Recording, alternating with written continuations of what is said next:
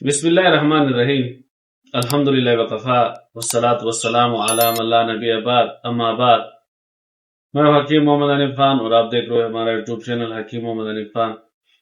ہمارا موضوع ہے مقالہ سابعہ اور مقالہ سابعہ کے فصل ثالث، یعنی 7ویں مقالے کا تیسرا فصل، جو سل اور ذات الجم کے متعلق ہے۔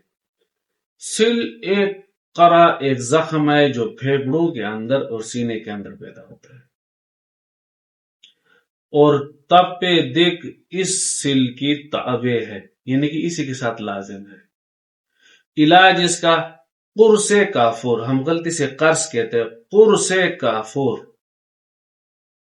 اگر خواتین کا دودھ میسر ہو تو ان کے ساتھ، اگر خواتین کا دودھ میسر نہ ہو تو گدیوں کے دودھ کے ساتھ کھلائی جائے۔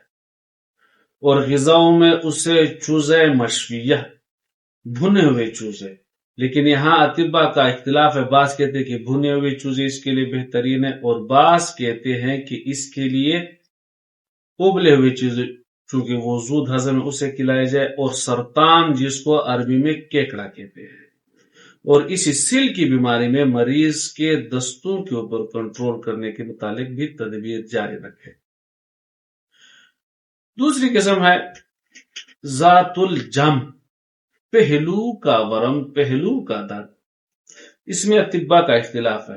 بعض کہتے ہیں کہ ذات الجم جو ہے یہ حجاب حاجز کا ورم ہے، اور بعض کہتے ہیں کہ پسلیوں کے اوپر جو جھلی ہوتی ہے نا، اس پسلیوں کی اس جھلی کا ورم ہے، اور بعض کہتے ہیں کہ ایک عضلہ ہے جو حجاب حاجز کے ساتھ لگتا ہے، اسی کا یہ ہے ورم ہے۔ بہرحال خلاصہ کلام اور اتفاق یہ ہے کہ پہلو کا ورم، وہ اس کے جزیات، پہلو کا ورم، اسی پہلو کے ورم میں اس کی علامت یہ ہے کہ جس مریض کو ذات الجم ہوگا اس کو تنگی تنفس کا مسئلہ ہوگا، کہ وہ سانس بڑی تکلیف کے ساتھ لے گا۔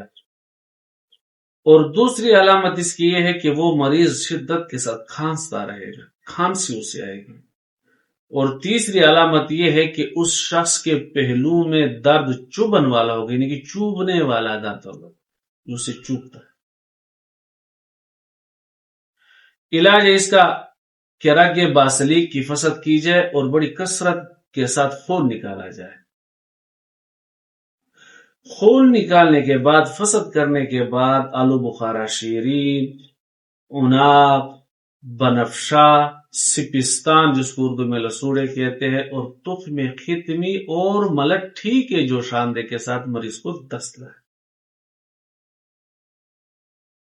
غذاؤں میں اسے ماء الشعیر، آش جو، گلقند بنفشہ یعنی کہ مربع بنفشہ میں، اور خشخاش کے ساتھ کھلائی جائے۔ فصل ثانی یعنی مقالہ سابعہ کے فصل ثالث یہی پر آ کر اختتام پذیر ہوا۔ آئندہ ہمارا موضوع ہوگا ربو کے بارے میں، یعنی کہ تنگی تنفس، دمے کے متعلق۔ تب تک کے لیے آپ سے سابقہ کی طرح درخواست ہے کہ ہمارے چینل کو لائک اور سبسکرائب کریں، اور ہمیں اپنی مفید مشوروں سے کمنٹ میں بھی آگاہ کیجیے۔ اجازت دیجیے، اللہ حافظ، السلام علیکم ورحمۃ اللہ وبرکاتہ۔